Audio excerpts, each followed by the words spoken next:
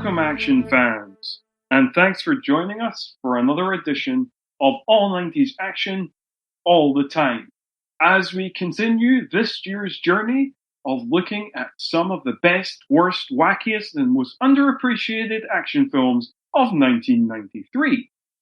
I'm your host, Scott Murphy, and joining me once again is my regular co-host. You know who he is. It's screenwriter, comedian, and roguish criminal with a heart, Mr. Craig Draheim. That's the closest That's what you had to do. Yeah. There are a lot of good lines to use from this movie, but the laugh is the essential part. The laugh is the quintessential part of any movie starring Christopher Lambert. So if in case you didn't understand what that laugh was all about, listeners, in case you hadn't looked this up, this movie, it's a Christopher. But what is today's movie? Well, it is Gunmen. In a South American country, bad man coming from a bad land. An ex-cop is about to lead a team of mercenaries. Let's do this business. Rob, please don't send me off with a superhero that look like Whoopi. Are you gonna do the job or not? To take down a drug lord. How the hell are you? For these guys, there's only one way to settle the score. Point blank. You jump out of a helicopter? What do you mean, out of rubber? You a sick mother, man. At least the high cholesterol if you don't let it out. This way, oh, we...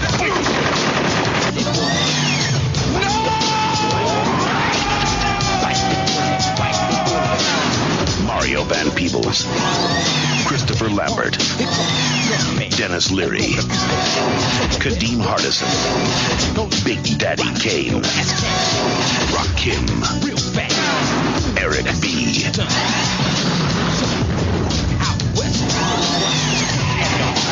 Gunmen.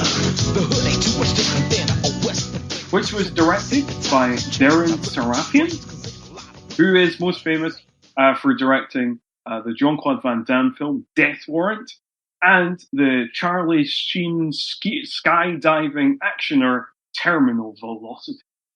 And it was written by Stephen Sommers, who would go on to direct the likes of Deep Rising, The Mummy, and The Mummy Returns. Critic-wise, it is currently sitting on a 5.2 out of 10 on IMDb, a really rotten 15% on Rotten Tomatoes based on 13 reviews. It has no Metacritic score, and it has a 2.6 on Letterboxd. Box office-wise, it made $3.4 million off of an estimated $8 million budget, which it seems like it was a bit of a flop, but you just never know. If that figure seems, the kind of gross seems very much the North American gross. I don't know how much it was worldwide, maybe a bit more, and maybe it made its money back on VHS. But it has been largely forgotten since it has been released. You may have also noticed that I usually mention the release date of the film at the top there, but I didn't. It's a bit of a confusing thing.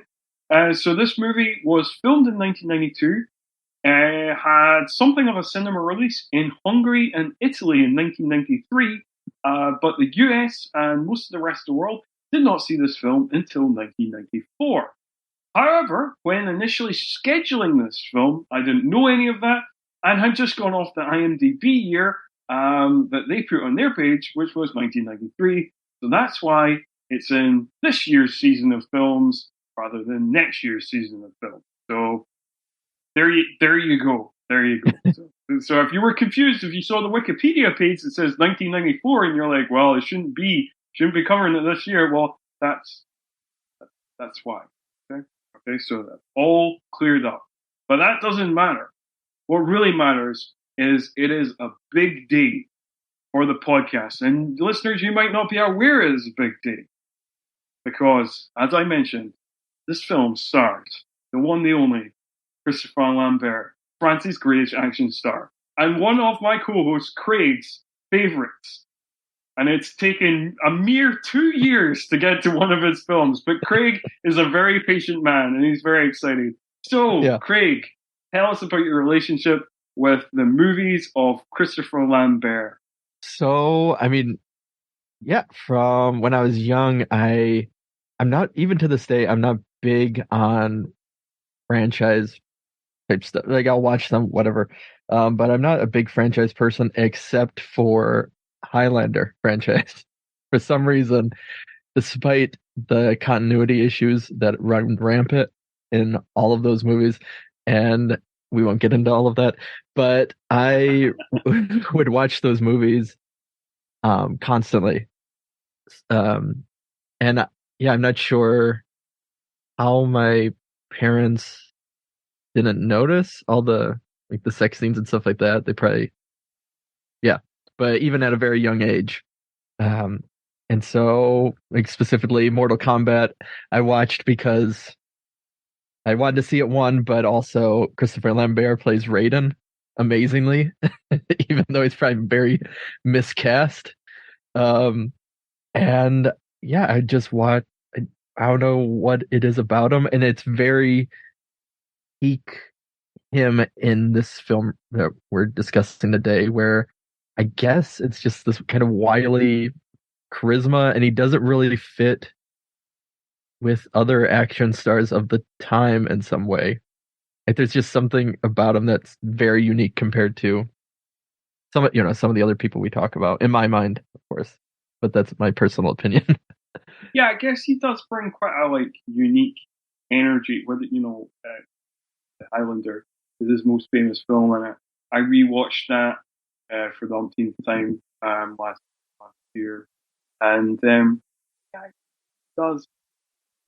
yeah, he doesn't quite fit the action mold. I do feel like there's some actors who have become action stars that rub up against like the kind of the natural notion of what we think an action star is, and makes kind of quirky, weird choices. I am reminded of the season that we did on Val Kilmer, who again I think is somebody similar that was trying to be put in an action box, but and was in it, but kind of never quite fully fit, but brought something interesting to the mix. Although I think overall Christopher Lambert's done a lot more action than Val Kilmer has. Yeah. Also. Yeah. And I really, and we'll kind of talk about this within the movie itself, but at least the ones I've seen, and it might be not as true, especially when you get further into the Highlander films or stuff like that, but it seems like he commits, and I know we talked about this before recording, but yeah, it's just, it never feels like he's phoning it in as much as many other action stars could, and yeah, I think there's always just been just that uniqueness about him that I enjoy. It makes for a good movie, and even if it's supposed to be a very serious action film he's in, somehow it turns funny because of his laugh and because of everything else. Yeah, he's very he kind of brushes things off in an interesting way. Like, no matter how kind of no matter how grave things are, there's always a kind of shrug of the shoulders and a kind of well, we go on to the next thing. It's just it's very interesting, and he does bring. I don't know. He always has that kind of glint in his eye, and there's always a little bit of irony there. I think I quite like him as a presence as well, because I think I am attracted to. I think we've discussed this before, that the uber serious, the kind of self-serious, what I call self-serious stupid movies, where they're over the top action movies, but they're quite humorless, and they seem to believe that they're very serious, even though, or believe that they have weight, even though they're completely weightless. Be our first season with an asterisk. Steven Seagal season. I know, but like the great thing about Steven Seagal movies is that he's very serious, but nobody. Yeah, it's Steven Seagal movies are like Fast and the Furious movies, where like like Vin Diesel thinks it's a serious family drama, but everybody around him knows exactly what movie it is. And Steven Seagal movies are like that. That's why those movies still work. Yeah. But the movies that I'm not so gravitated towards are the kind of very grim face. Like I always kind of avoided like the kind of most of the Chuck Bronson movies, most of the Chuck Norris movies, most of the Tom Berenger kind of movies. Like they're all kind of grim faced and pretty vacuum packed of humor and irony. So like I quite like, and I think this is the thing about Christopher Lambert that like rubs some people up the wrong way. And what I really enjoy about him, I like kind of action stars who look like they're having fun. I think that's why probably my favorite action star of the 21st century is Jason Statham, who is a man who knows exactly how ridiculous all his movies are. Yeah. Well, I'm surprised because he kind of, with Lambert, he, at least for the United States, is known within these action movies and all this stuff, but he is one that I'm surprised didn't like really go into a full, as far as I know, a full comedy kind of like what we see with Sylvester Stallone, which then failed, or what we see with Arnold Schwarzenegger had his little comedy phase, but Lambert seems like he could have done it. I think so. And I have to say, I don't know his filmography extensively. I don't know if he's done a bunch of more straightforward comedies in France, because I know he's done like a mixture of like American films, Hollywood films, and French films. So I don't really know. I have seen a bunch of his American films, but I've not really seen any of his French films. So I don't really know what they are. So maybe he did some of that.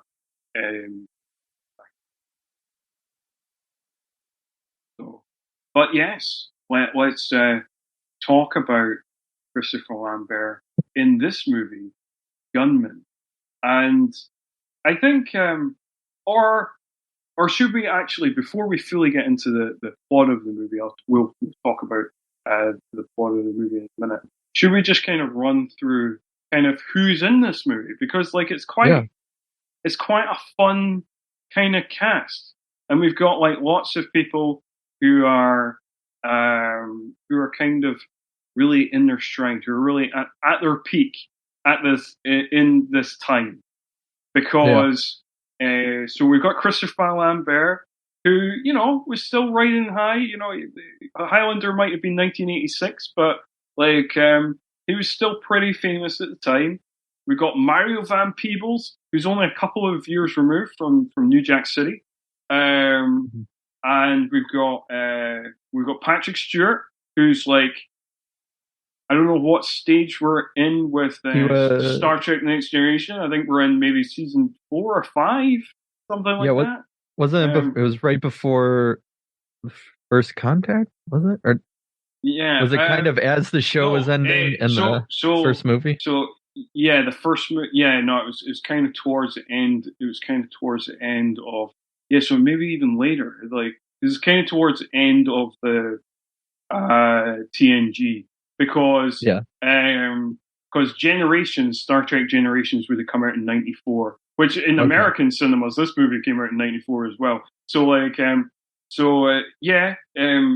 he was filming, back in '92, that would have been like season 5 or something. Okay. But like I think we're coming right towards the end of TNG.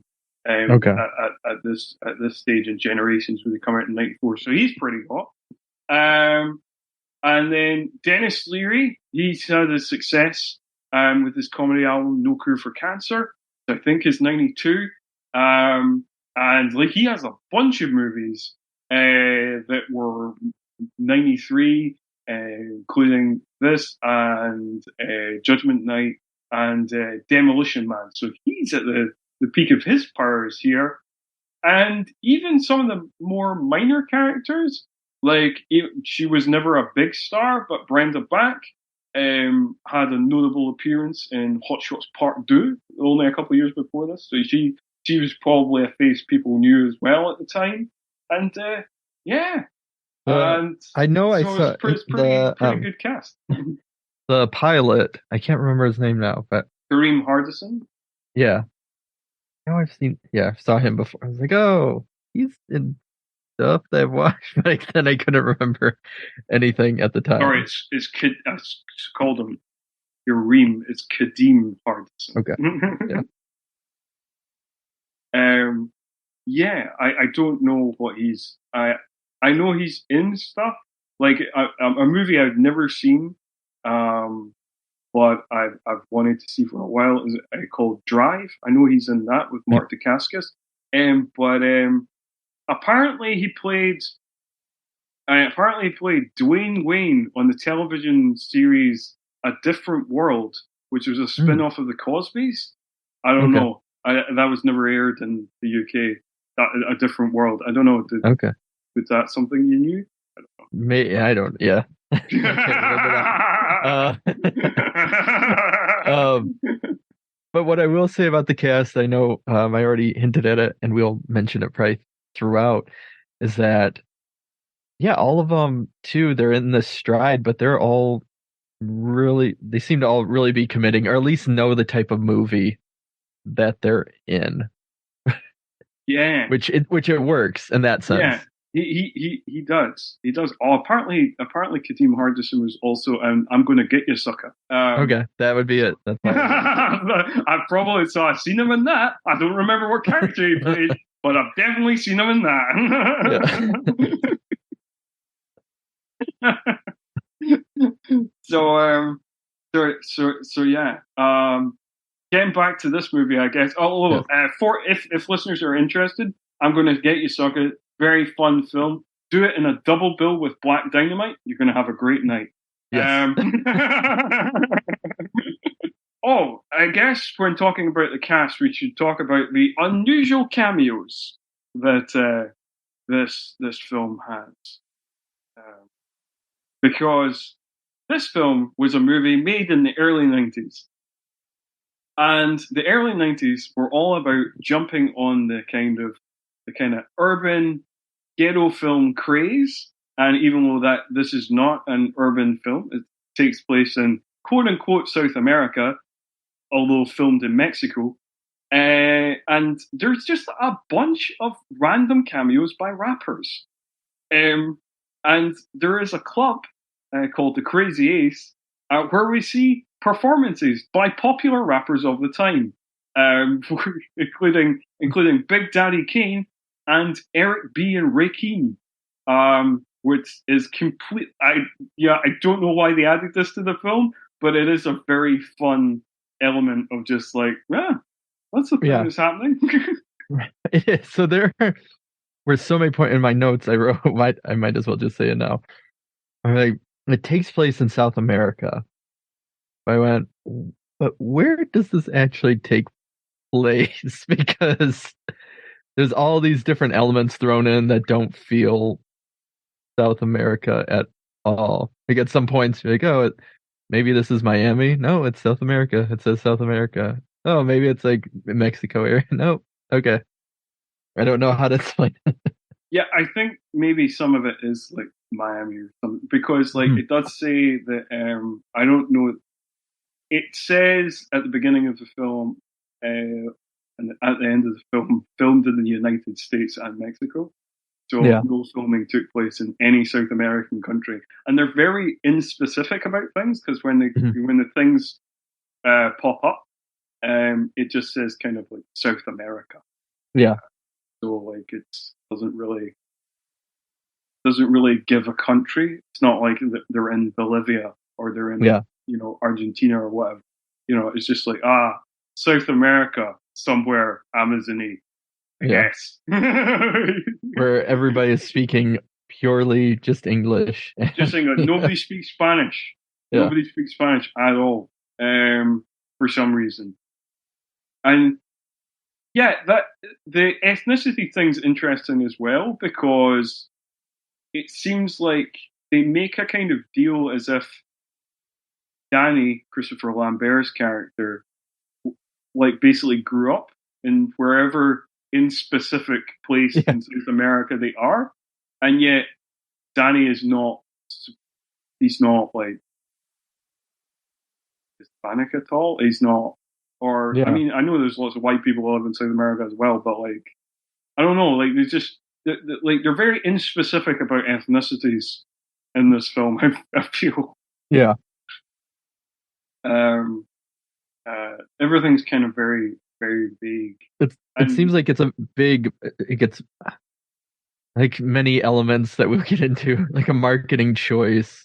You're like, okay, well, let's make this as general as possible to appease the largest audience we can. That is true. I think that before we get into it, and I know we've talked about the film a little so far, but we're not really spoiled anything. So I'll give the official spoiler warning now, even though I probably should have given it earlier. So sorry about that. So we are going to talk about everything in this film. There will be spoilers. We will talk about the end. We'll talk about everything. So if you've not seen the film, you fancy seeing the film, then you can go and watch it wherever you can find it. There, if you're in the States, you can watch it on Tubi. If you're anywhere else, you can either buy it on DVD or there is a copy on YouTube. I'm not sure if I'm allowed to say that, but it's there and it's not been taken down, and it was uploaded ages ago. So presumably the distributors don't care either. So like that's the thing. So to kind of give everybody like an idea of what basic setup we're getting is, it's a very simple plot. There is a drug lord called Loomis, played by Patrick Stewart. He has lost a literal boatload of money because he basically had $400 million that he was transporting on a boat. Somebody stole that boat, and now everybody's looking for the boat. Who is looking for the boat? Well, we've got Armour, played by Dennis Leary, and a bunch of mercenaries that Armour is the leader of, who Loomis orders to try and find the money. We also have Danny, played by Christopher Lambert, who is a thief, and it's his brother who stole the money. And he knows where the boat is, but he does not know the name of the boat. Who knows the name of the boat? Well, DEA agent Cole Parker, played by Mario Van Peebles, he knows the name of the boat. So, but not the location. Not the location. So this wacky duo of the thief and the DEA agent, they have to team up and find the money before the mercs find the money for the drug dealers. That's your basic setup. And while watching the movie, I did think this is quite entertaining. That, like, I presume the pitch of the movie is like somebody just walked in to an office and they said, I know people are doing a lot of Lethal Weapon ripoffs, and we also want to do a Lethal Weapon ripoff. But what about, as a twist, we rip off The Good, the Bad, and the Ugly at the same time? Yeah. And then people just gave them money. They're like, oh, yeah, it's a fun twist on the Lethal Weapon ripoff formula. Yeah. I didn't even think about that. But that makes a lot of sense. Because I was like, man, was this during the same, because there was the Damon Wayans, Adam Sandler one. There was a ton of. Oh, Bulletproof? Yeah, that came out a few years later. That was like 96. Yeah. Because I remember there was that run of movies where it was always the cop, and then it's like the buddy comedy, but at the cop and the criminal. Yeah. That we would sporadically see throughout the 90s. Yeah. The weird subgenre that is non-existent now. Yeah, I think it was, and it was always very, because it always followed the kind of 48 hours Lethal Weapon formula. Yeah. You've got to have one black guy, one white guy, one's got to be the straight man, one's got to be crazy, and that's a formula that's very much locked in what you had to be. And it didn't matter if the black guy was the crazy one or the white guy was the crazy one, but it just had to be, one of them had to be mental and one of them. Because obviously in 48 hours, Eddie's the crazy one. But in Lethal Weapon, Mel's the crazy one too. So they switch it up, I guess. I guess it's all these little tweaks. It's the same films, but it's all these little tweaks. That's when you really got to. And well, we'll get to so we'll get into that part more. But the movie, I think the movie has an amazing opening. I'll say that it's very peak Lambert, as we talked about before recording. But I immediately got a laugh from the very, very beginning of the movie, even before we were introduced to Lambert, because when we get the opening shot of the prison, it says Boa Vista, South America, present day. Yeah. And I laughed at that because I was like, we haven't had a flashback. So, like, I assumed it was present day. I mean, I don't know why you're telling me that, movie. Yeah. And there are no flashbacks in the entire movie. So. No, there is not. There's not even like a 3 weeks earlier or whatever. Like, And so you have a fly. So it basically opens silent for the most part, with a fly landing on Lambert's mouth and going around. He's in a prison cell, and they quickly he's fast enough to catch the fly in his mouth, eat it, and then he spits it out. And then his kind of prison cellmate, the one next to him, laughs, and then he does his famous Christopher Lambert laugh. And then the guy checks, he's like tallying up apparently how many flies he could catch. So that's some game they're playing. And that is the cold opening, I guess, before we get the opening credits. And we get a great early 90s rap song called Bite the Bullet by Kid Floss. Not a rapper I've heard of. Not a song I heard. But it's pretty cool theme song. Like, I liked it. And like, we get like we get one of those classic early 90s, the title of the movie kind of whooshes onto the screen, and it's in this kind of bright, bold, yellow lettering, and I was like, this is peak early 90s shit right here. Yeah. But so after the credits,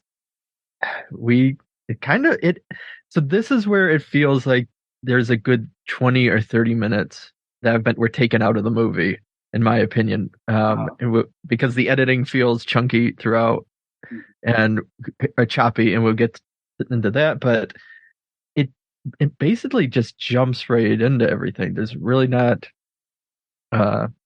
any sort of a build to it. No, we're told right away that about the money being stolen. It's just Patrick Stewart's just like orders the mercs to find his money, and then like Mario Van Peebles immediately bursts Christopher Lambert out of jail. Like, he doesn't like. Yeah, it does feel like there could have been like a couple of setup scenes of like just Van Peebles at the DEA office getting some details on Danny, or like Patrick Stewart finding out his money's been stolen, or whatever. But like, it's just everything's on fast forward, so we just like really jump into the action, which kind of works, but like it does feel. You do feel like kind of like a bit kind of taken out of like, whoa, okay. Right, we're doing it already. All right, fine. Yeah. I've just sat down, but all right. Well, and it feels that way too, in a sense, because I guess by what would be the midpoint of the movie, I was like, oh, this movie must be close to over or something, or kind of heading towards the end. And I checked the time, and it was still only 30 minutes in. It has this kind of, because it went so fast forward, like it then hits this point where it almost feels like it should have ended by the 50-minute mark. Like, it still have like 40 minutes left, kind of, not including the 10 minutes of credits, basically. Yeah, that's true. Yeah. Like the early part, the early going kind of fast forward so much that I kind of did the same thing. About kind of like 40 minutes in, I was like, can't be that much plot. Like, like, what did he? Because I was kind of confused. I was like, what are they going to do in the second half of the movie? Like, it feels like we're just about to wrap up. Like it's it feels like they had enough material to like basically fill a television episode. Yeah. Like, you know, like an hour of television. And by an hour of television, I mean like the kind of television hour in America in like the 90s. Like the 45 minutes. Where it should be like 45 minutes, you know? Yeah. Exactly. But I did like the open. So, yeah, I did like the opening with Patrick Stewart. So his character is kind of the cartel leader, but he's also very sickly. You don't really know what he has, but he's in a wheelchair and needs to be carried around and stuff like that. But he's talking about his money being taken to Dennis Leary's character, Armor, and then they just randomly, you see a woman gagged and tied up being put into a grave, which you find out is Loomis, Patrick Stewart's wife. You don't know why, and they're just burying her alive, and all he says is he talks about that he values trust. So they're just kind of watching his, I guess, soon to be dead wife being buried alive while they're having this conversation. And there is, it's because it's very comical, but yet there is a lot of brutal moments that kind of juxtapose with it. Yeah, that's what I got from that. I was like, tonally, that this is a bit confusing because like this is all kind of played for laughs. Like, you know, we've got Patrick Stewart kind of chewing up the scenery and Dennis Leary equally chewing up the scenery while this woman is being buried alive. And like this, you know, like visually, when you're watching like this bride being dragged to this open grave and then start to be buried alive, it's like, this is some dark Peckinpah, bring me the head of Alfredo Garcia shit. Yeah. And yet it's all kind of played in this kind of wacky doodle kind of like, you know, kind of quipping one-liners. And you're like, this is weird to watch. Like, and that's consistent throughout the whole thing, is that the whole time I was like, I can't take my eyes off of it. It's so weird.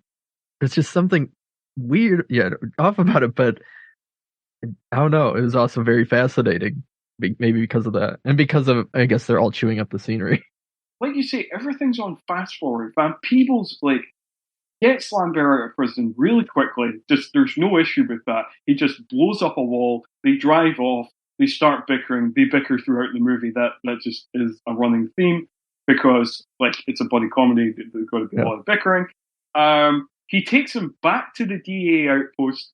Lambert almost immediately escapes from there, and then he has to try and track Danny down again, which he does at a brothel, which again is something we need to talk about because Danny has an experience with a sex worker, who is the world's most over-enthusiastic sex worker, and who hilariously is listed in the credits as orgasmic hooker.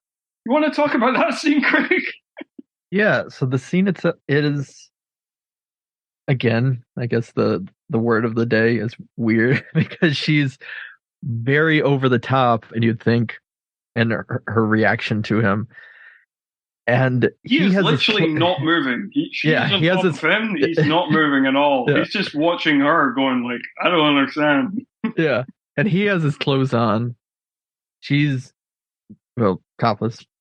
But yeah, I guess that's where it kind of, a part of the humor adds to it, is it's very aware of how she's acting because he's just making faces of, this is really crazy right now. And he makes a lot of faces throughout. But yeah, and then she kind of she slaps him, bends over, and then apparently she was hired by Mario Van Peebles' character, Cole, to get information from him. And Cole was just hanging out under the bed the whole time. So instead of just grabbing him at first, when he found him, I don't know. He decided to wait it out. He decided to watch him have sex and then just crawl from under the bed and and point a gun at its head in a sneaky fashion. But so then the wackiness continues. Yeah. And that's the weird thing. So their relationship is, so I think the two have decent enough chemistry for this movie, but they weirdly are very forgiving of each other despite everything that happened, because they'll kind of try and double cross one another, but then they end up almost just apologizing later on, and kind of all these different these quick turnarounds of their relationship constantly happen. And after the brothel, they're forced to, which becomes another recurring trend of jump out of the building, not that part, but in falling into water. Yes. There's a lot of them jumping into water elements, but because the team of mercenaries are able to find them, and they start kind of shooting up the room. And so they jump into the water and they escape. But Lambert's character is able to get the gun. So we should also mention that Dennis Leary character has been explicitly ordered to get these people because they know where the boat is. Yeah. You know? Because like Dennis Leary's men are and the one woman, Maria, played by Brenda Back. So Dennis Leary's people, they're not the brightest. The person who stole the boat, Carlo, they immediately killed. Apparently, without really asking him that much about where the boat is. They cut out his tongue. Cut out his tongue. And then cut off his hands before asking him, before getting any information. Yes. So they're all psychopaths, and who apparently have no regard for actually getting the money back. And they just like shoot up the brothel. Like they just like machine gun the floors, the roof, of the roof of the bar that they're in, which is the floor of the room where Christopher Lambert and Mario Van Peebles characters are. And they could have killed him like so many times. And yet they were explicitly told to just capture them and get the information. Yeah, because they are the only two with any information on where this boat is at. So if they were to die, they would never find. And the boat could be anywhere in the world. It's not just it's nearby.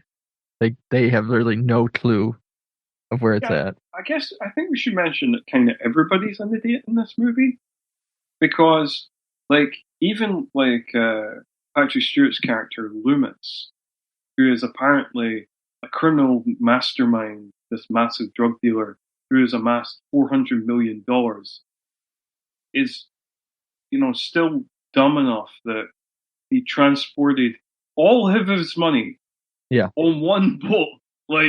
He didn't think to split it up. He didn't think to have some in reserve or anything. He's now broke. Yeah, and it even gets to the point where, as we get into it, of him, should he sell his mansion or stuff like that just to pay his guards and all of his mercenaries, stuff like that. But it was because even Cole, who is supposed to be, I guess, the straight man to Danny, he has a lot of points where he's just also not the brightest. He starts out and he's the one with all of his stuff together. He was special forces, all this stuff you learn. But then, he's kind of fumbling around as well. Yeah, because he gets that kind of what I would call a Steven Seagal-esque kind of info dump kind of moment where Dennis Leary tells the audience basically what a badass this guy was, how decorated he was in special forces before going on to being a DEA agent. He's He's the best dude around. And his amazing cop father was killed by, what was it? Basically another member of the force selling him out. And yeah. But also, like, he has like this great lineage as well, where he's like the son of like this great hero cop, and he was the greatest special forces guy. And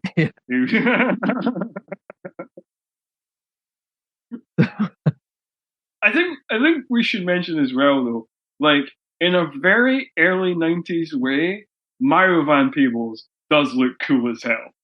He does. No, I agree. He does look cool, and he does have the, I guess, in the same way as all the rest of the cast or whatever, that he does kind of have the leading man aesthetic. And yes, it's not like he's outshined by Lambert or, well, yeah, I guess mainly just Lambert, but the other actors. No, I don't think he's really. I mean, I think that they work well off each other. I think that Lambert does steal the movie.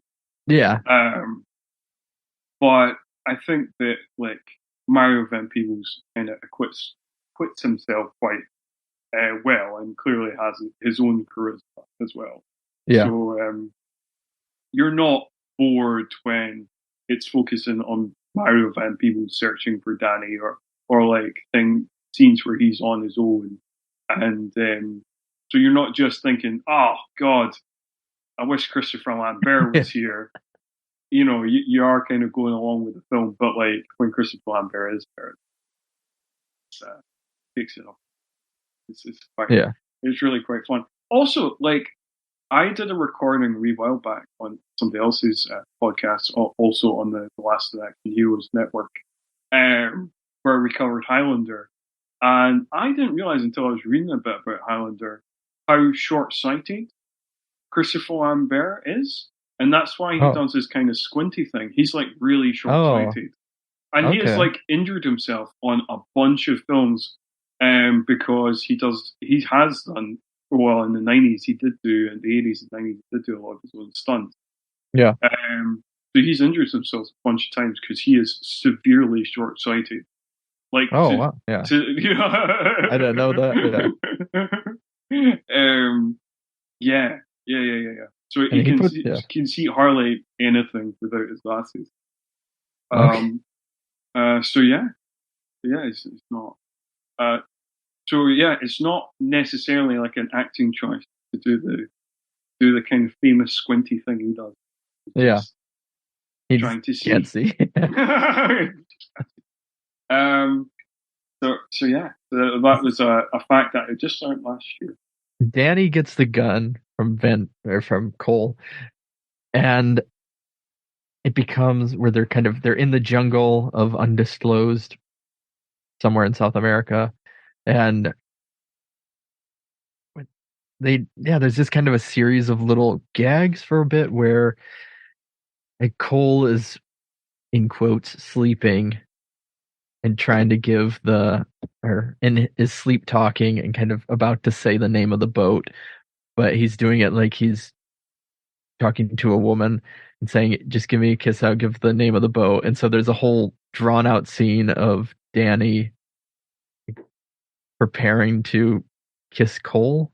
And it goes on, it feels like longer. The gag goes on longer than it needs to. Some of the gags work and some of the wacky moments work for me. Yeah. This gag didn't. I think partly just because Cole is like pretending to have a dream about what we presume to be his girlfriend back home. Yeah. And then so he's kind of giving her all this kind of baby talk and then is like looking for a kiss, and then Danny almost kisses Cole. And then that's when Cole reveals that he's not actually asleep and he's just been playing them this whole time. And it goes into this kind of weird, very 90s kind of no homo territory that I'm just like, that hasn't aged well. So that was one of the... And also it goes on for quite a long time. And you're kind of like, I don't think he's asleep. You know, you kind of get the gag way before the supposed punchline. Yeah. Well, and then it shifts their dynamic. That's where, so the dynamic is kind of strange because it's not like one's a criminal, one's a cop, and they slowly kind of become friends and go together over time. It's like they are already instantly playing with each other and bouncing off of each other, and then they have these moments where they try and double cross, and then they have these moments where they consider each other family, but not, and then in the next scene, and yeah, it keeps going back and forth in that sense. There's not really a gradual relationship arc. There's not like a kind of arc where like it's very confrontational to begin with, kind of goes up and down, they become more friendly. Maybe there's a moment where it looks like that one has betrayed the other, that they split apart again, and then actually it turns out they're best buds. There's no kind of like obvious arc that we usually go through. It's just like throughout they go from being like best buds to like double crossing each other to best buds to double crossing each other to best buds to double crossing each other. So it's very back and forth that way. Yeah. And so at this point, they are found again, if I'm correct, and this is where they do like the running through the jungle and the river. Yes. So stuff, which this is where they doesn't make sense geographically. No, it doesn't. It doesn't. But it does have the kind of cliff jump at the end of the chase. That's very much the kind of like scene in the movie where like everybody, when that was shot, went like, "That's going in the trailer." Yeah. So, but what's weird about it, and this kind of goes with the editing, is so they do the cliff jump into what is clearly an ocean or a lake, some huge body of water. And then you see the reaction of the soldiers, the mercenaries, like, oh, we lost them.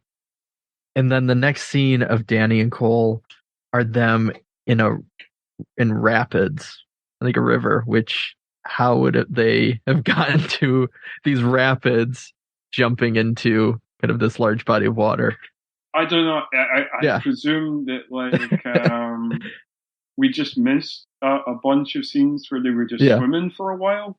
And then so they're swimming for quite a long time. We just don't realize how long they're swimming. Yeah, so they swam in the sea, and then they found a tributary, and then there was a lot of swimming that we just missed. Yes, no, it is quite weird. It's quite a kind of stark kind of jump of being like, wait, what? Where are we? But we've not got time for that. This movie doesn't have time for such things. We roll on. Yes. And so this is like, there's certain points in the movie that just busted me up laughing, and this is one of them. Was like, not so when they pop out the river, we get more classic bickering, because like Danny lost the gun, so they've got to go and get guns, and they go and get guns from a character called Bennett, played by Sally Kirkland, and they walk in on her having a bath, and she pulls a shotgun on them that she just happens to have in the bath. And that cracked me up. Yeah. And she calls it her rubber ducky or something. She said, "Oh, I ran out of rubber duckies." Yeah, there we go.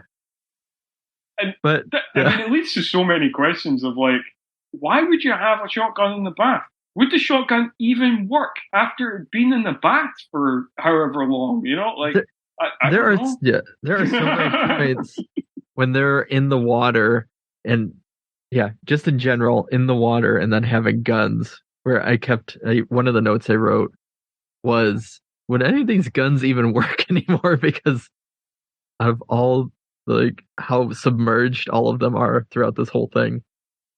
But what I enjoyed, some of the bickering actually works of kind of like this back and forth banter of, like, when they finish out of the rapids, they're like, no, they're not being followed. Lambert tries to say, it's like, okay, keep moving, but he's just using his hand. He doesn't actually have the gun. And so yeah, there's this whole moment of, where's my gun at? That's my favorite gun. Why were you just using your hand? And like back and forth of like, we just survived all that. That's not even possible. See, you're not even upset at we should be friends now, or kind of stuff like that. That's true. And Yeah. like, it's even like in the next scene where they're basically don't have any cash to pay Bennett, who apparently they both know. Yeah. So Bennett's kind of pretty blasé when they decide to stick her up and tie her up and then steal guns from her.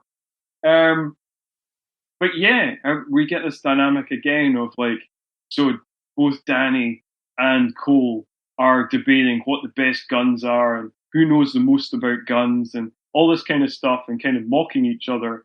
But then like 2 seconds later, when they're sticking up Bennett, they're like best buds, totally on the same page. Yeah. Well, riffing off each other. Yeah.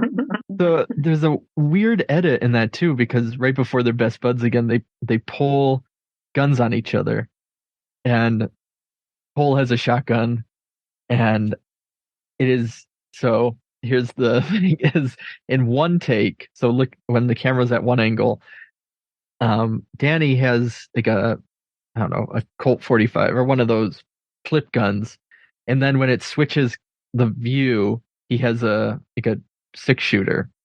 Yeah, that's right. And so there's this whole another bad editing moment where not even the gun is the same that he's holding from 1 second to the other. But yeah, and then there's he makes some sexual jokes about, because he's trying to tie her up from like around her instead of just her hands, and so there's more of that type of banter as well. Yes, there is more of that. That is slightly creepy. That's quite funny, that joke about so he tries to tie her up around, and so there's a joke that there's not enough rope. Basically, there's not enough rope to go around her breasts, and Cole rolls his eyes and goes like, "No, tie her up her hand." Yeah. And there is quite a weird, creepy moment where Danny is like, "Take off your clothes," and like Cole's like, "No, why? Why did what? That's not part of the plan." Yeah. Which ends up being quite funny, despite the creepiness, because of like the pushback from Cole and she doesn't take any of her clothes off. Yeah. So, and Bennett herself just kind of rolls her eyes, being like, "Why? What are you talking?" And then we all just move on. Yeah.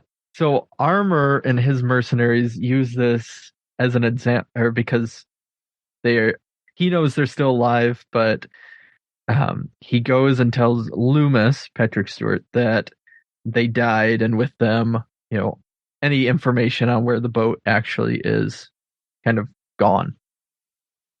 Loomis does not believe him, and so when Armor and his crew go out to kind of find Danny again and Cole, Loomis basically tells his men to take out Armor's crew. And so, we start seeing this dynamic between them break down. Yeah, but that's not that. I mean, that happens. That happens in a minute, just after Armor and Cole, because we not really discussed are like Cole and Danny being captured by Armor. Oh yes, yep. At the bar. So we cut to a bar. We get our introduction of Izzy, played by Kadeem Hardison, who just turns up for like 2 seconds at this point, and will turn up again later. And the scene in the bar is quite weird, because we have like this performance by Big Daddy Kane, and we're like, cool, this random bar in specific South America has a big hip hop star playing this on a Tuesday night or whatever. So that's then you have the patrons. It just cuts to these two guys who are like, "Oh, we should have went to Atlanta." Yeah. And so apparently, I don't know if you know this, but so apparently those guys are Ed Lover and Doctor Dre. Not that Doctor Dre. There is 2 Dr. Dre's. That's something I found out yesterday. But apparently they had a show on MTV, a hip hop show on MTV, and they were like DJs, that ran from like the late 80s into the early 90s. I think it was like 89, 95. So yeah, that's weird because we don't know who they are. I mean, probably people at the time did, particularly if they're into MTV and hip hop. But also because like they're like in this one scene. I mean, I could have had other scenes of them in the bar being the Statler and Waldorf of this movie because they're just kind of riffing on like the situation. Like, why have they come here in this shitty, rundown bar in specific South America? And also, they're just like, why does everybody have guns here?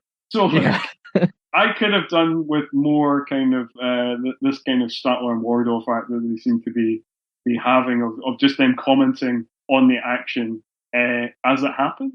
Because it's only it cuts to them like 3 times, and they're very quick blips, but then that's it. That's it. They're only really in this one segment of the movie. We do come back to the Crazy Eighth bar later on, a little bit later on, but they're not in that scene. That's a shorter scene in the bar. Which would have been great if they were still there after several days or whatever, however long they were. However long it took for both Cole and Danny to escape from Armour and his people. But yes, so yeah, like you say, basically Armour and his people capture Danny and Cole. They basically lie to Loomis, say Danny is dead, and they're going to find the boat themselves. Loomis kind of immediately catches on to this, knows something's off, and orders the deaths of Armour's men. And at Armour's kind of compound that he has, like, Loomis's men's attack on Armour's compound is really quite funny because it's set up with this guy who I presume is one of Armour's men's, just randomly sharpening a knife, but looking super suspicious while sharpening the knife. Nobody else sees how shady he's looking. And then he just throws a knife at somebody, and then like a bunch of people come from the jungle and start shooting up the place. It's really quite funny how it's done. Yeah, I don't even know what the purpose of the knife throwing was. Because with the rest of the army, I guess, or whatever, of Loomis's men already kind of had them by surprise by coming out of the jungle. But yeah, it makes a fun scene. It does make a fun scene. Also, I do feel like we missed the scene because I'm not sure.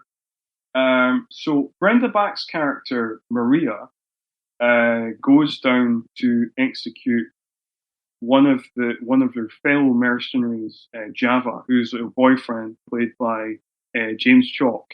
And like, we're told by Dennis Leary that he's the one, that Java is the one who betrayed the gang and told Loomis that they were betraying him. But I don't remember like seeing that happen or anything. Like, all we see. So it's Loomis, very confusing. Yeah, because from what we see, it looks like Loomis comes to it on his own. Yes, that was my interpretation too. And then as they're all leaving, him and Java make eye contact, but it's very brief. But he comes to it before he even has a discussion with Java or anything.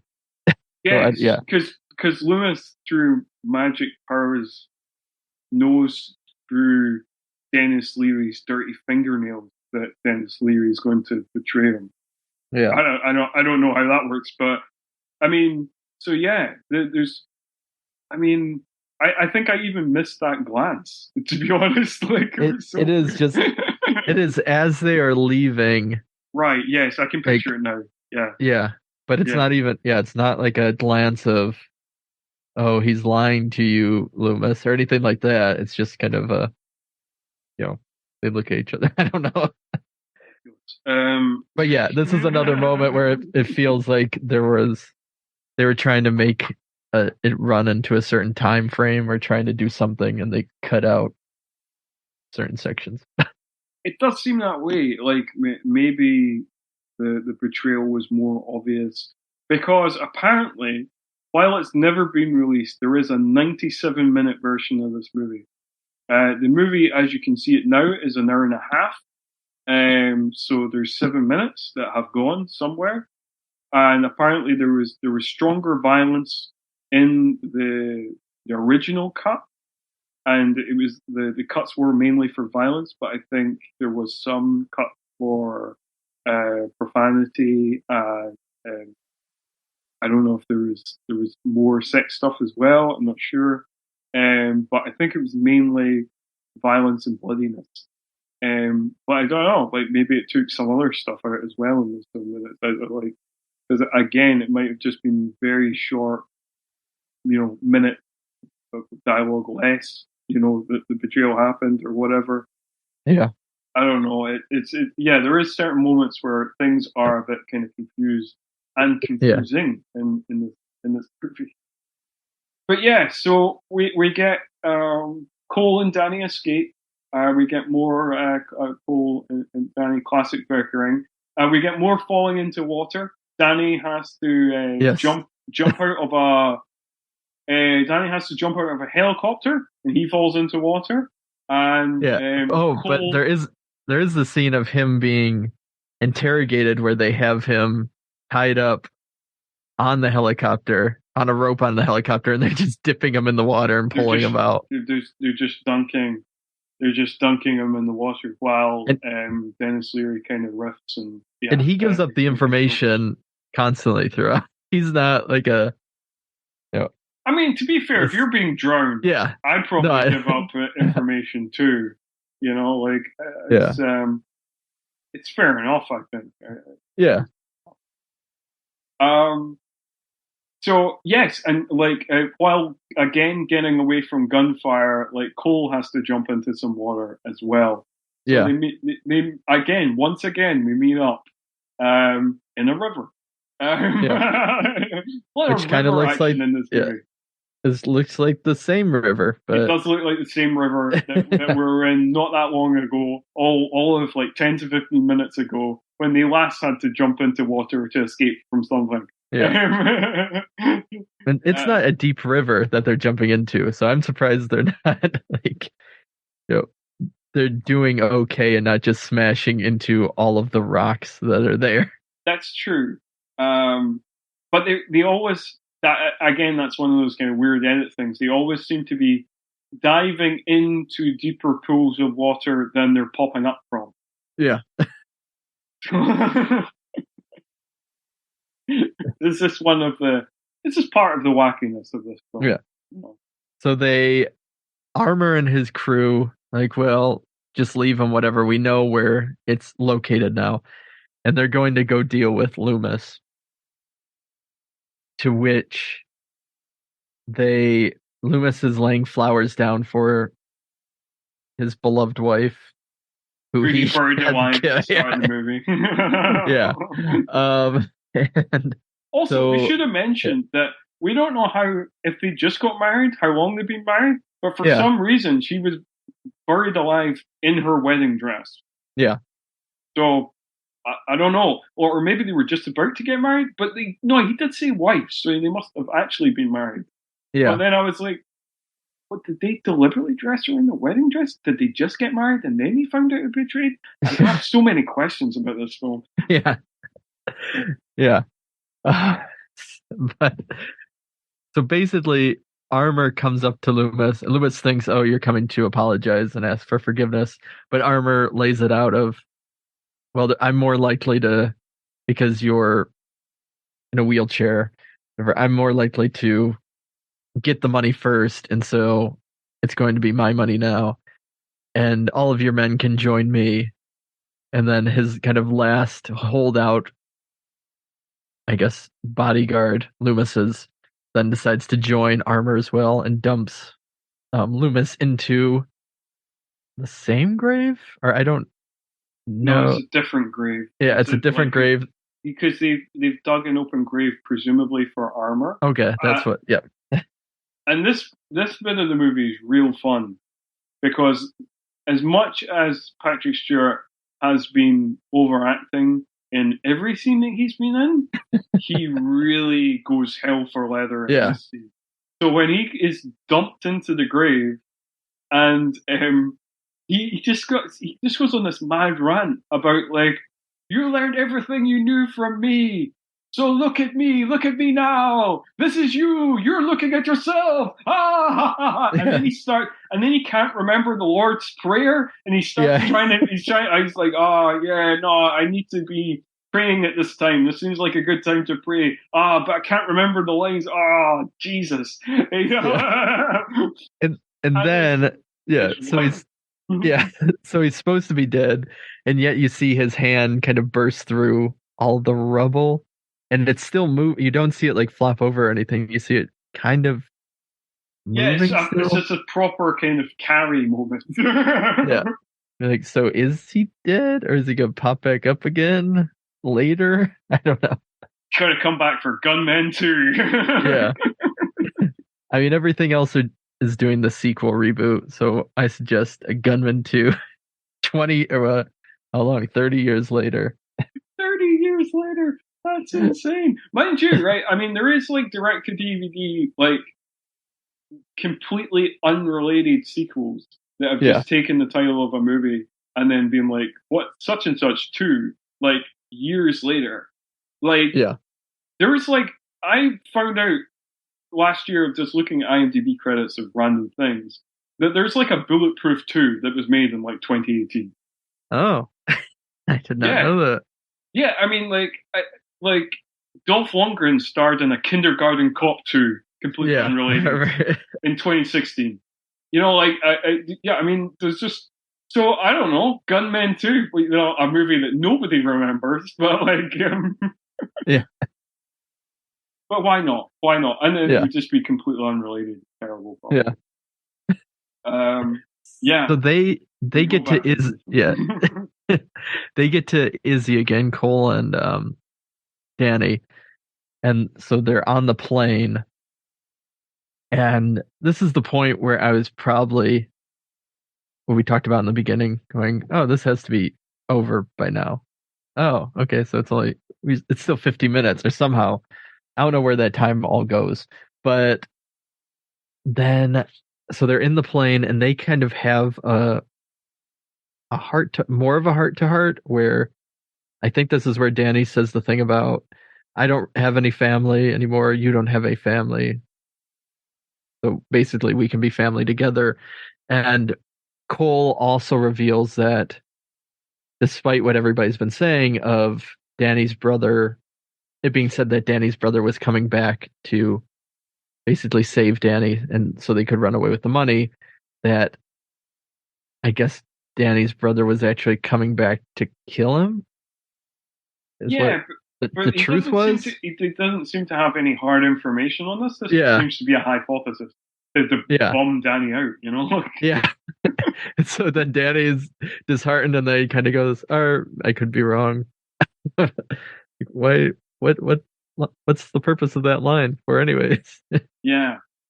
Although it is quite a fun scene, this. Yeah. Because I did quite like, because like, I could have done with more Izzy in the film. Yeah. Izzy's quite a fun character.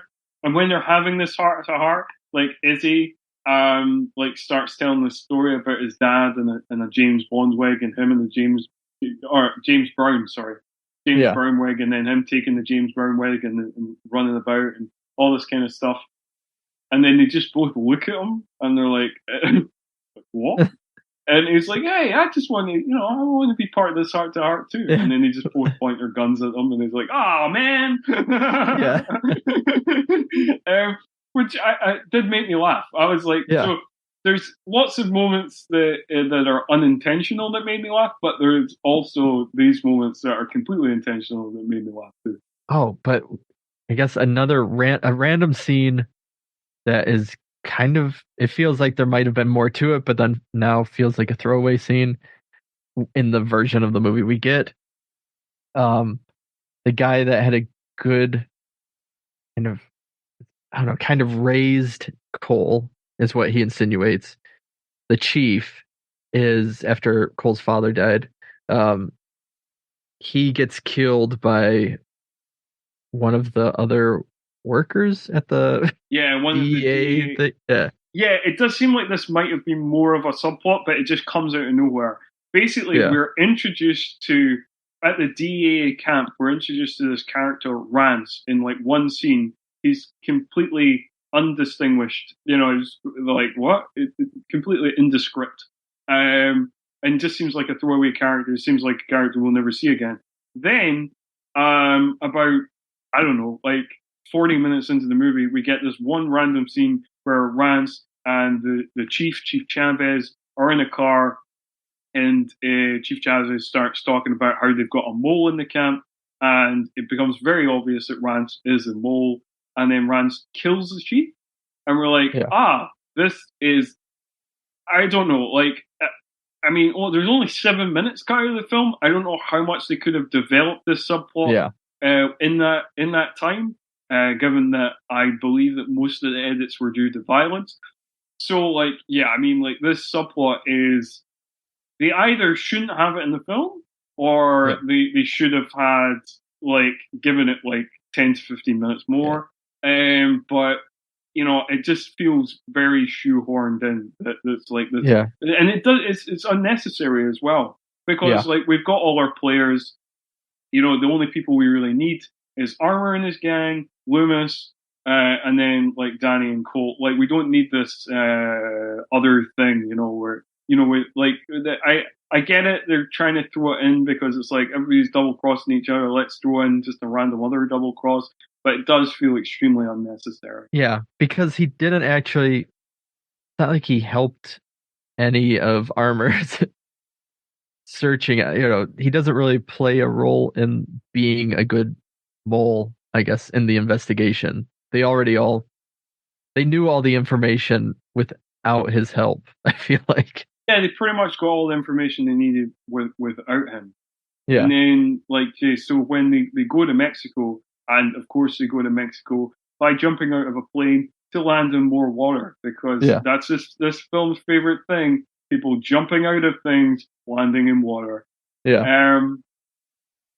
Like, by the time they hook up, Armor and his gang hook up again with Rance, like, they've got all the information, and they got all the information themselves. The only information, I guess, that they got from Rance was that Cole was on their tail, but they probably would have figured that out soon enough. And that Cole has the name of the boat, I think, is the only, because I think that's the only information that they got from him. And I don't know, they probably could have figured that out themselves probably pretty quickly once they captured Cole and Danny. Yeah. It just all seems a bit kind of convoluted, and you don't really need it.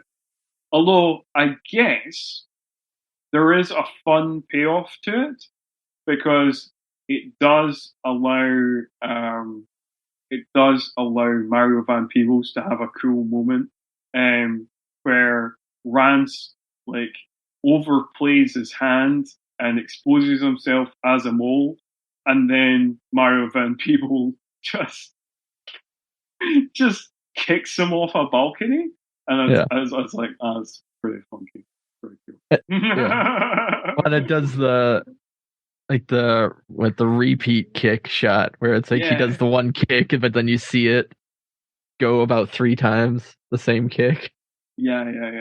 It's real good. It's classic martial art movie stuff. I'm always very into it. So we get there, and this is where, again, another double cross happens that is very easily forgiven. Of that, they get up on shore. Cole is the one carrying the bag. Danny grabs the bag, starts to take out the guns, then throws Cole a first aid kit and says, "Well, I don't want you running away," and then shoots him in the leg. But it's not like he shoots him in the leg and leaves him. Oh yeah, no. They still go, like, are working together. He's still working together. It's just so he can't run away. And I guess, like, that moment seemed so random to me, because it seemed like, because they had that heart to heart, I was like, now they're definitely both on the same page. Oh no, we're still doing the double crossing bullshit, right? Okay, cool. Yeah. And I guess, like, the next scene did make me laugh though, because when they're still together, and like Danny is taking him to the hotel room, like, Cole is telling Danny off about how stupid it was to shoot him in the leg because he could have killed him. Like, there's tendons and arteries there. Yeah. He goes like, man, there's tendons and arteries. But the thing that he says after that is, and also I play basketball. And I wrote in my notes, this is a weird time to be worrying about your pickup game. Yeah. Like, what? Yeah. Such a random thing to put in there. And I play basketball. Yeah, okay. And yeah, and then so what ends up happening is that when Danny then knocks Cole out and takes the gun, which he hides under his shirt unsuccessfully, to leave because he double-crossed him again, even though Cole forgave him about the leg shooting. He forgave them because he got his own back and shot him in the leg. Yeah. So he's it's like it's evens now. So now they're both shot in the leg. And both, yeah, exactly. Lambert's reaction to that was good. Yeah. Because like what Lambert did to Van Peebles was he threw him a first aid kit and then shot him in the leg. Yeah. And then Cole throws the first aid kit back in the later scene, and like Lambert goes, "Ah, shit," yeah. And his facial reaction's real funny. And then one of the things about it is both of them know they have to take on all of these mercenaries, and so you're kind of going, "Why would you shoot each other in the leg now?" That's exactly what I thought as well. It's the dumbest move in the world. It's like now we've deliberately made it harder to get this mission done. Yeah. And so, yeah, he knocks him out. Then he gets captured by Maria and them, and he spills the name that Cole gave him. The name of the boat was called the Killer. He tells them, but they're going to kill him anyways out on the dock. And this is where Maria, even though she didn't really do this before, it seems like she has a weird sexual attraction to Danny. Yeah, this kind of comes out of nowhere. Yeah. It just so when they captured Danny again, yeah, they start, all of a sudden he's kind of like, ooh, if only we could get it on kind of thing, but we can't because I have to kill you now. And it's like, wait, the first time he captured them, I don't remember any of this kind of. Yeah, it's weird. It's like she goes from just being like this kind of psychopath character who just wants to kill people to this like kind of psychosexual kind of killer, like, you know, like Famke Janssen's character in GoldenEye type thing. But the psychosexual thing only really happens in this last like 20 minutes or whatever. Yeah. You're like, oh, that's kind of right, okay. And so, yeah, they're going to kill him, and she says the thing about she uses her gun as a dick, basically. And then he says the thing that he doesn't swallow, and they all laugh. All the mercenaries and her. So it's like they have a good laugh. And then Cole starts. Yeah, it's good that he threw them off that way. Like they just all stood about and chuckled at that. And again, we do get another classic Lambert laugh, so that's always worth it. Yes. But yeah. But then they start getting picked off by Cole, who, despite everything, is still, I guess, the good guy and willing to help out Danny. And Maria is shot, but unlike the rest, she's only shot in the shoulder. And then basically Cole and Danny hobble to a boat called the Matador, so it's not called the Killer. And it's just this large boat that they head out on. But then there's the scene of, I guess it's not really important, but it is now, of Danny cannot read. And so they're basically hot wiring this boat. Cole is handling the wires, and he's dealing with a tarantula that is now under the wires as well. And then he's trying to explain to Danny how to read, how to know what the word ignition looks like by holding up your finger, and the letter I looks like your finger. So choose the one that starts with the letter that looks like your finger. Yeah, I think like they just didn't have him reading so they could have this scene. Because like, when it first comes up that like Danny can't read, I was like, oh, this seems like a random subplot of like, why is this here? And it's like, so they can have this scene, so it just adds that little bit of extra jeopardy of like getting the ignition in time. Yeah. So yeah, I think that's all quite weird and silly, but they managed to get it going.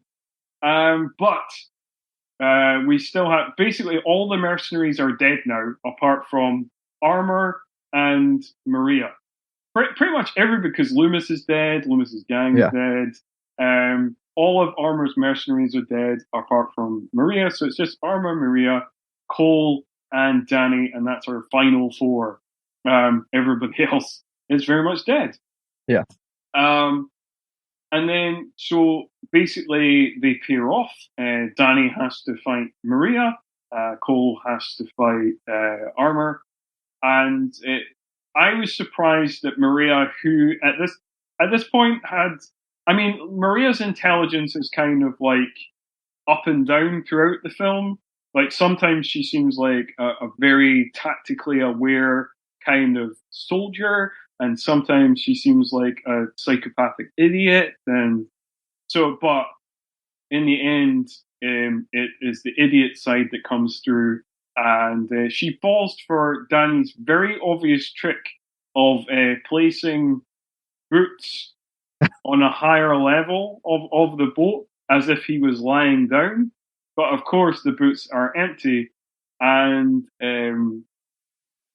Danny harpoons her through her like other shoulder.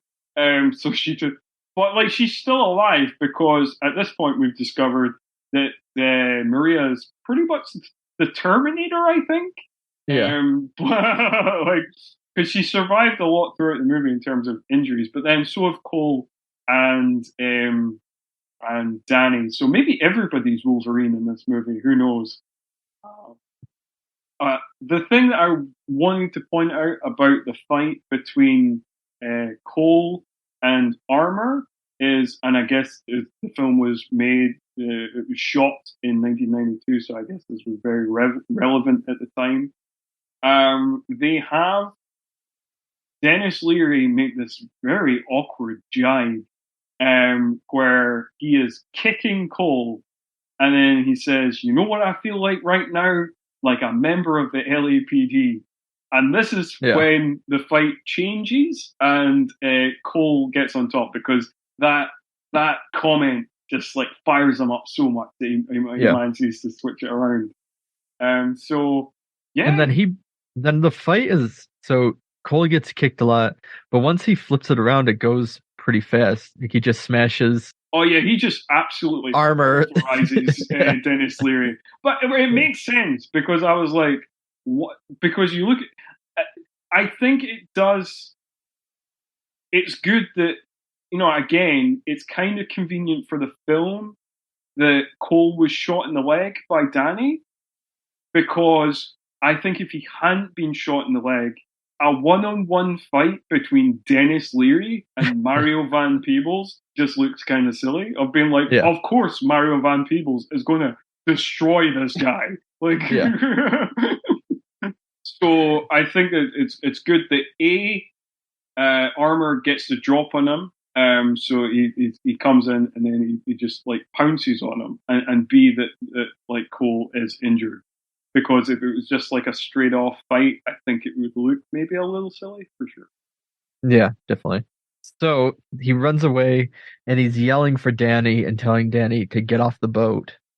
And in that amount of time, because Danny's not really, he's hearing him, but asking why, Cole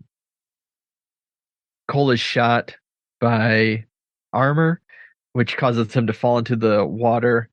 Danny jumps in after him to save him, apparently, and then Armor ends up, well, he goes over to Maria asks if she's going to make it. She says she is, but he says, well, no, you're not, or something. He ends up killing her so he can get all the money.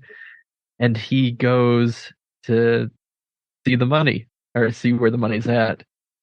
But what he finds is a bomb that Nicole placed. And I know this was your favorite part, so this is one of my favorite parts of the movie. We've discussed many of my other favorite parts of the movie. A lot of them a lot of them Lambert based.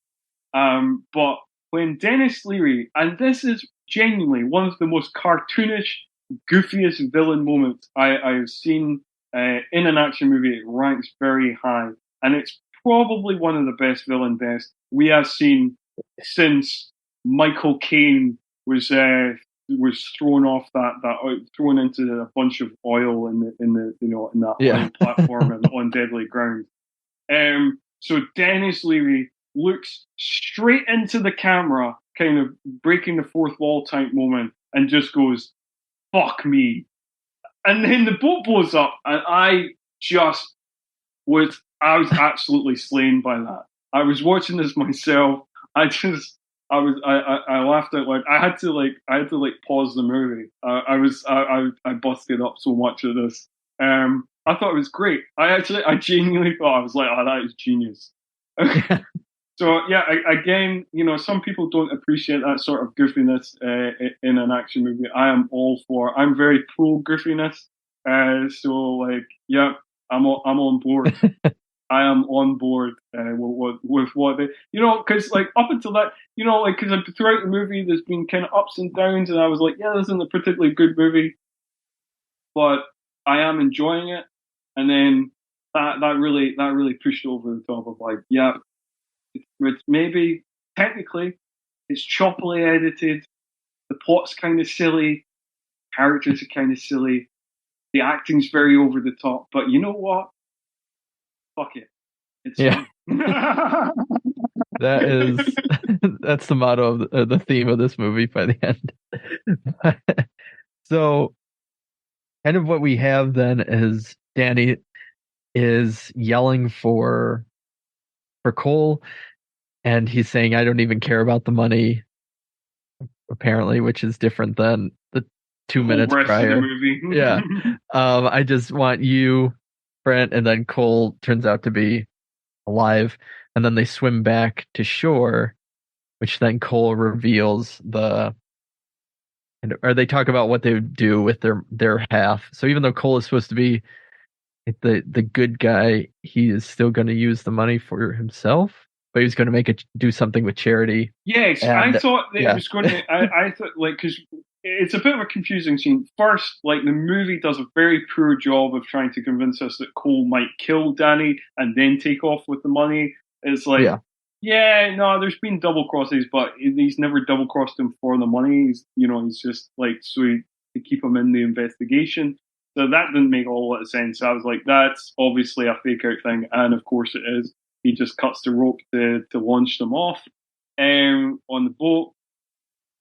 And then, yeah, it's a bit confusing because up to this point, he seemed like very much like the kind of straight-laced kind of hero guy. So I very much thought that like Danny would say like, this is my money. Like, we got to take our money. And then he would say like, no, this is the money of the United States government. We got to take it back to base, kind of thing. Because he'd been that straight-laced up to this point. But he's instead like, no, we go halfsies. And I'm like, oh, so you've just like retired now and they're just going to be a millionaire, give some to charity? Okay, cool. Yeah. So that's it. That's it. That's the end of the movie. They just go halfsies and that's it. And we got another nice song. The boat is called Gunmen. Of course. I mean, you always got to appreciate that. They didn't actually say the name of the movie in the movie, but they got the name of the movie in the movie. So well done then. Because again, when it was cut into credits and then the name of the back of the boat, Gunmen. I was like, well done. Of course. Yeah. Of course that's what it's called. And they have one last kind of gag where Cole is saying, no, this box is my money. You'll have a different one during the split. And we kind of see Danny like trying to pocket some of it, but then he has to take it out because of Cole, and then he's trying to sneakily kind of pocket it again. And and that's it. So that is Gunmen in the book. That's all covered. I think unless you had any other notes that you wanted to bring up. I don't. I think we covered as much as possible for the movie. Yeah, I think we pretty much covered. I don't know. Yeah. I think we pretty much covered everything. I think possibly the only thing we didn't cover is there is a scene right near the start of the movie where like we basically establish that Danny's a good guy because Armour and his men kill a couple who are part of the drug trade, but then leave their daughter presumably to starve. And then like Danny picks the daughter up and drops her off at a nunnery. So that kind of, I mean, that kind of stuff. Which when they're talking about what they would do with the money, Danny does say that he would give her some of the money. There is a callback to because like Cole's like, oh, look, we'll have to drop some of this money off at the nunnery. And then Danny says, oh, I thought I was just going to FedEx it. And he was like, no, we're going to deliver it. Yeah. So that was only other, like, because that was quite a random moment for, I guess they didn't want Dennis Leary killing the kid. They maybe thought that was a bit too mean-spirited. But, I mean, he is still essentially leaving her to die. So it's kind of just as cruel. So, like, I think the movie is trying to escape the cruelness of killing a child, but is really just doing something equally cruel, even though obviously the movie has the child saved to a possible brutal education in the nunnery. But who knows? Maybe it's a very good nunnery. We shouldn't just assume things. Anyway, I think that is pretty much everything covered in Gunmen now. So it's just time for final thoughts. Like, so overall kind of thoughts on the movie. Would you recommend this movie to people? Have we discovered a lost classic? I don't know about lost classic. We've kind of mentioned, there is something, again, the editing really bad, but there is something really fun about it, of just because they're all committing to it, they know what type of movie they're in. It's very silly, and so I'd say it's like, if you can find it and you have nothing else to watch and you just want something you can, I don't know, not background noise, but enjoy and not put too much thought into, or things like that, one night, and you can't think of anything else to watch, then check it out. Yeah, it's great Lambert, and at peak of his kind of persona. It is. I would say it definitely is. I think Lambert is great in it. He gives one of his most insane, most committed performances in this film, in terms of just really going all out and pushing it to the kind of outrageous. He's just laughing it up the whole time. He's eating bugs. He's like doing wacky things.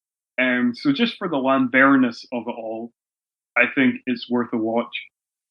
I would say that, if you are looking for what would be considered a conventionally good film, this is maybe not it. It's not necessarily a good film in that, yes, it is ripping off Lethal Weapon and The Good, Bad and Ugly at the same time. Yes, the plot is paper thin. Yes, all the characters are pretty two-dimensional. One-dimensional in some cases. Yes, it's all very silly and goofy. But it is. And also, yes, we've mentioned a bunch of times about the choppy editing. But it is fun. And some of the weirdness of it is part of the kind of magic of the movie, of those random scenes of hip hop's really popular now. We're going to shoehorn a couple of scenes where like known rappers of the time are in them rapping because yes, we're just doing that, because that's popular. So that weirdness, and the things like Bennett having the shotgun in the bath, and like all of Danny's craziness, from his opening scene eating the fly, all the things he does throughout the movie. It's just a fun watch, and I think it's the kind of film that a lot of people will just watch it and be like, "Well, that wasn't such a good movie." But if you are an action fan, which presumably if you're listening to this podcast, you are, it is kind of like a perfect like movie with friends, beer and a pizza, kind of Friday night, exactly. like kind of throw it on kind of movie. It's not a classic, but you'll have a fun time. That's it. I was gonna say it's like a beer and junk food movie type of thing. And then I will say that it's on the lower end of a lot of what we've watched so far on this podcast. But I think in terms of the funness, it might be one of the most fun ones, even though it's probably one of the least well crafted ones, if that makes sense. Yeah, and I think it's just because of I think this is a movie that most reminds me of the Steven Seagal season, where there's a lot of those like a film like On Deadly Ground, which is a bad movie, probably worse than this movie. But it because of all the weird choices, because of all the wackiness, and because it just goes for things, and it's just like there's lots of things where it just breezes through. So there's lots of plots and subplots that is just breezing through, and then being like, you might think to yourself like, are you going to get any answer for this? And the movie's like, no, fuck it, we roll on, and and that's it, and that's the movie's attitude, just kind of fuck it, we'll throw in this shit.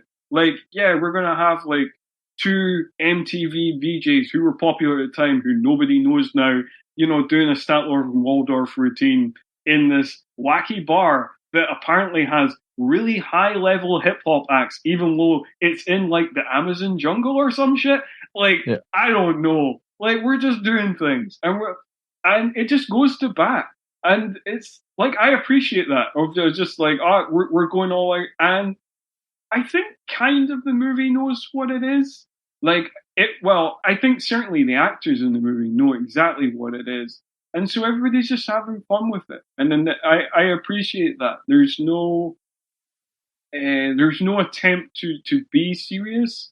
Even the kind of serious moments of the movies, like that kind of weird peck and paw bit where the bride getting buried and stuff like that. It's all done so goofily that you're like, you can't really take any of it seriously. And I don't think the movie really wants you to. I just think it's fun. I did see I didn't find much background details on this movie, apart from the thing about the different version and stuff like that. But I did see a very sour Ebert and Siskel and Ebert review for it on YouTube, and they just really shouting it, and and they were like, and the thing is, right, I can understand them slagging off this movie in the terms of like the shonky editing, the paper thin plot, the over the top ridiculous characters, some of the acting, all these kind of things. Like, I can, but I'm sure at one point one of them says it's boring, and I'm like, really? You watched this movie? This is a wacky ass, everything explodes movie, everybody's jumping in the water movie, and it was like, that's dull? I was like, I don't know, man. Like, that's pretty lively. Yeah, that's the one thing I would not accuse this movie of. I would never accuse it of being boring. I think it is highly watchable, junky cinema. And if you're into that, then I would I would check it out. It's like we said, we've not dug up a lost classic, a kind of forgotten film. No, I guess it was forgotten for a reason. It's quite a silly, not very good movie, but it is fun. And like I said, if you're in the States, it is available on Tubi for free. So you've not got anything to lose. You're just going to have a fun time with Christopher Lambert and Mario Van Peebles bickering with each other, which I think, certainly watchable. Yeah. So yes, unless you have anything else to say about the movie, we'll cut to the plugs of what you're doing, what you're up to elsewhere, Craig, apart from this podcast, which is obviously at the top of your list, Yeah. The most important things you have to do. But other things that are slightly lower down in the list, what's happening there? Of course.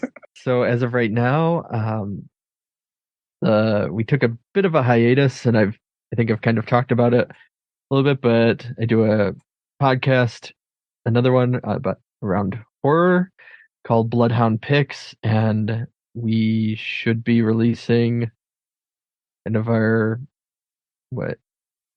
just a new episode, and we kind of completely shifted the format, where before it was focusing on independent, kind of just independent artists and obscure horror films of yesteryear, but now we're really looking at the process of what does it mean to be an independent filmmaker, and how could you make your own movie, and really going through all the steps to hopefully help others in that sense. And then the other thing that by the time this episode airs, I should be wrapped up with is the project that I've been working on called I'm the Joke, which is it's a comedy special that is kind of discusses the idea around offensiveness in live comedy, and how we can communicate better within different groups of people to kind of handle these subjects better in the future, instead of they being so combative about it. Hopefully, is what the goal of it is, to just open up that discussion. But I should be a very noble goal indeed. I'm very much looking forward. Yeah, and I should be performing that at a couple different places, and I'm hopefully, you're in New Zealand now, Scott, but looking at there's a school in the UK that is potentially interested in me performing it out there and stuff like that. But we'll see. I'll keep you updated. Wow, that's very exciting. And I'd love to see it. I mean, if every May there is a New Zealand comedy festival that happens. Okay. So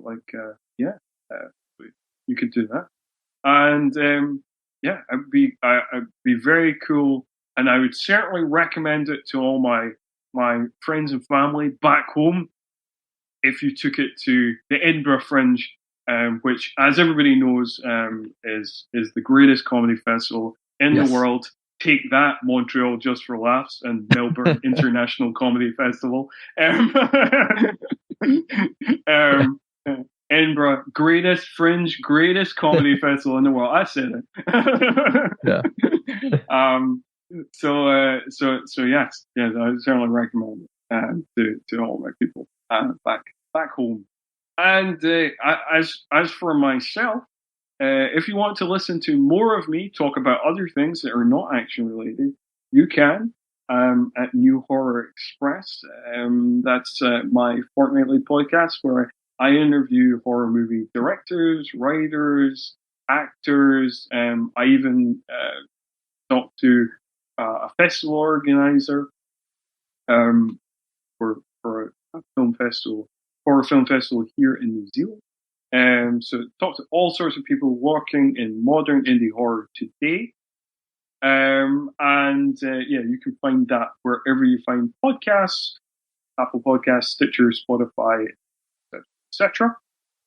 And if you've got any thoughts or opinions on this episode or any of our back catalogs of this show, you can always hit us up at 90s Action. Or if you want to, say something to me personally, you can hit me up at ScottMurphy85. That is all for this time.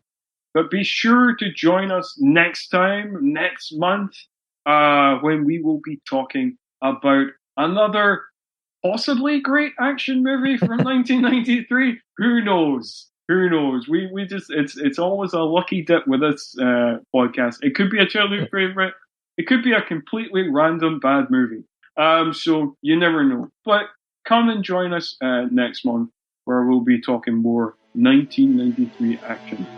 Until then, though, see ya.